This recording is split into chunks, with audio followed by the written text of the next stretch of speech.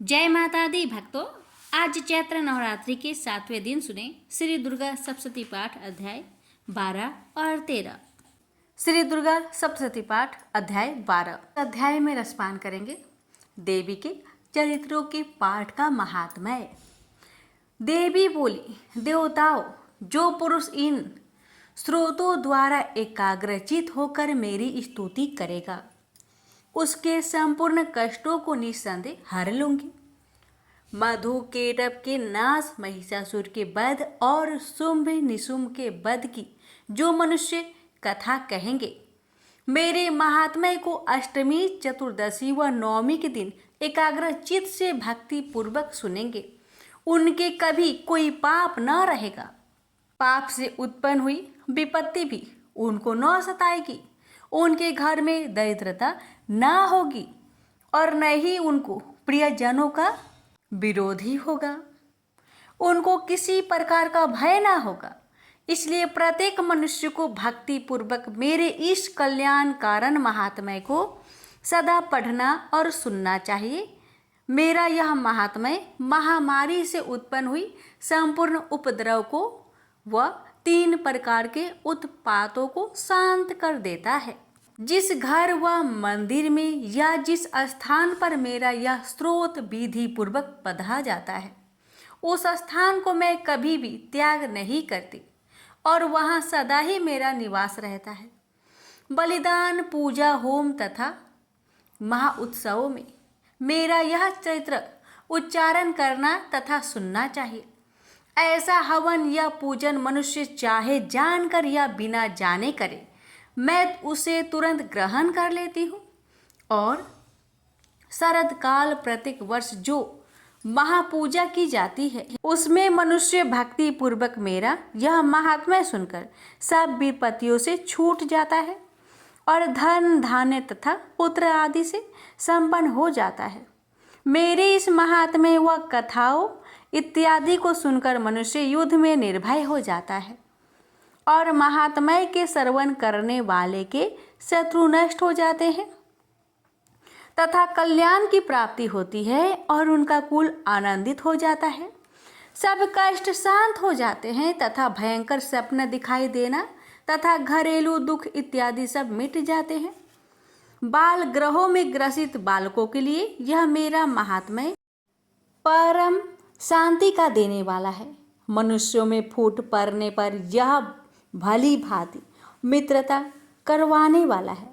पशु, पुष्प, अर्घ्य, धूप, गंध, दीपक इत्यादि उत्तम सामग्रियों द्वारा पूजन करने से, ब्राह्मणों को भोग करा, हवन करके, प्रतिदिन अभिषेक करके, नाना प्रकार के भोग का अर्पण करके और प्रत्येक वर्ष दान इत्यादि करके जो मेरी आराधना की जाती है और उससे मैं जैसी प्रसन्न हो जाती हूँ, वैसे ही प्रसन्न मैं इस चरित्र से सुनने से हो जाती हूँ। यह महात्म्य श्रवण करने पर पापों को हर लेता है तथा आरोग्य प्रदान करता है। मेरे पदुभार का कीर्तन दुष्ट प्राणियों से रक्षा करने वाला है। युद्ध में दुष्ट दैत्यों का संहार करने वाला है। इसके सुनने से मनुष्य को शत्रुओं का भय नहीं रहता। हे देवताओं, तुमने जो स्तुति की है अथवा ब्रह्मा जी ने मेरी स्तुति की है, वह मनुष्य को कल्याणकारी बुद्धि प्रदान करने वाली है।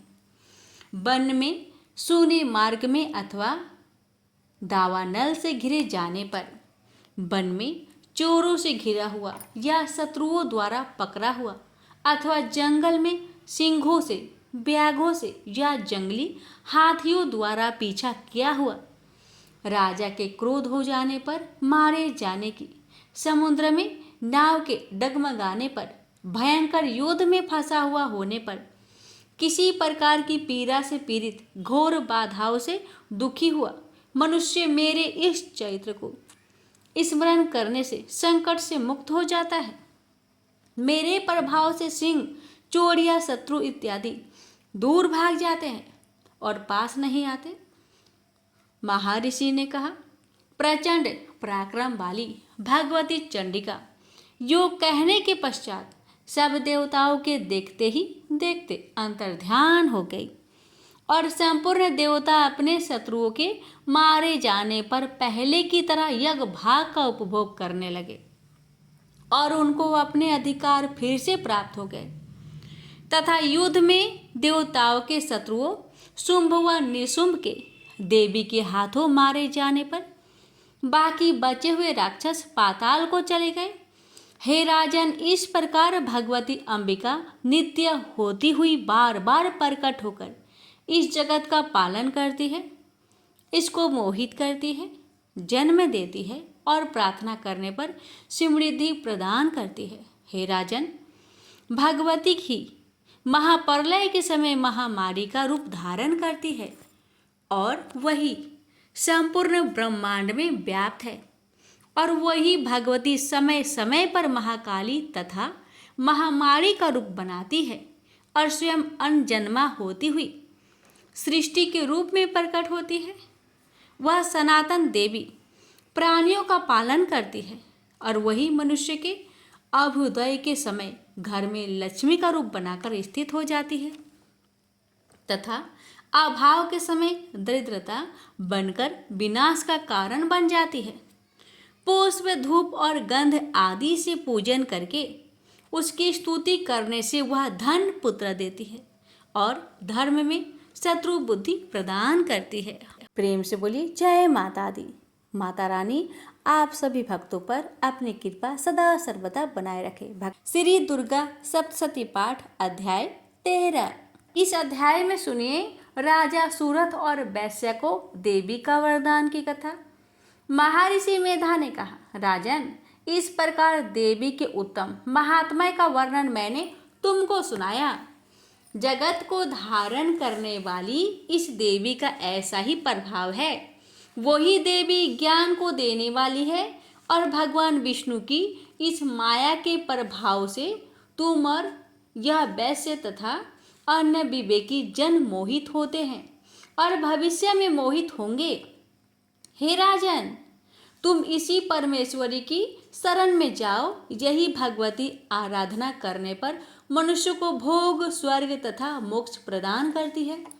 मार्कंडेय जी ने कहा, महर्षि मेधा की यह बात सुनकर राजा सूरथ ने उन उग्र व्रत वाले ऋषि को प्रणाम किया और राज्य के छीन जाने के कारण उनके मन में अत्यंत ग्लानि हुई और वह राजा तथा वैश्य तपस्या के लिए वन को चले गए और नदी के तट पर आसन लगाकर भगवती के दर्शन के लिए तपस्या करने लगे। दोनों ने नदी तट पर देवी की मूर्ति बनाई और पुष्प, धूप, दीप तथा हवन द्वारा उसका पूजन करने लगे। पहले उन्होंने आहार को कम कर दिया, फिर बिल्कुल निराहार रहकर भगवती में मन लगाकर एकाग्रता पूर्वक उसकी आराधना करने लगे। वह दोनों अपने शरीर के रक्त से देवी को बलि देते हुए 3 वर्ष तक लगातार भगवती की आराधना करते रहे। 3 वर्ष के पश्चात जगत का पालन करने वाले चंडिका ने उनको प्रत्यक्ष दर्शन देकर कहा। देवी बोली, हे राजन तथा अपने कुल को प्रसन्न करने वाले वैश्य, तुम जिस वर की इच्छा रखते हो वह मुझसे मांगो, वह मैं तुमको दूंगी, क्योंकि मैं तुम पर अत्यंत प्रसन्न हूँ। मार्कंडेय जी कहते हैं, यह सुन राजा ने अगले जन्म में नष्ट न होने वाला अखंड राज्य और इस जन्म में बलपूर्वक अपने शत्रुओं को नष्ट करने के लिए पश्चात अपना पुनः राज्य प्राप्त करने के लिए भगवती से वरदान मांगा। और वैश्य ने भी, जिसका चित्त संसार की ओर से विकृत हो चुका था, अतः भगवती से अपनी ममता तथा अहंकार रूप आसक्त हो नष्ट कर देने वाले ज्ञान को देने के लिए कहा। देवी ने कहा, राजन, तुम शीघ्र ही अपने शत्रुओं को मारकर पुनः अपना राज्य प्राप्त कर लोगे। तुम्हारा राज्य स्थिर रहने वाला होगा। फिर मृत्यु के पश्चात आप सूर्य देव के अंश से जन्म लेकर स्वर्णिक मनु के नाम से इस पृथ्वी पर ख्याति को प्राप्त होगे। हे वैश्य, कुल में श्रेष्ठ, आपने जो मुझसे वर मांगा है वह आपको देती हूँ। आपको मोक्ष के देने वाले ज्ञान की प्राप्ति होगी। मार्कंडेय जी कहते हैं, इस प्रकार उन दोनों को मनोवांछित वर प्रदान कर तथा उनसे अपनी स्तुति सुन कर भगवती अंतर्ध्यान हो गई। और इस प्रकार क्षत्रियों में श्रेष्ठ वह राजा सुरथ भगवान सूर्य से जन्म लेकर इस पृथ्वी पर स्वर्णिक मनु के नाम से विख्यात होंगे। प्रेम से बोलिए जय माता दी। प्यारे भक्तों, यहीं पर श्री दुर्गा सप्तशती पाठ अंतिम अध्याय यानी 13वां अध्याय संपूर्ण हुआ। माता रानी कथा कहने वाले, कथा सुनने वाले, हुकार भरने वाले सभी भक्तों पर अपनी कृपा सदा सर्वदा बनाए रखे। जय माता दी।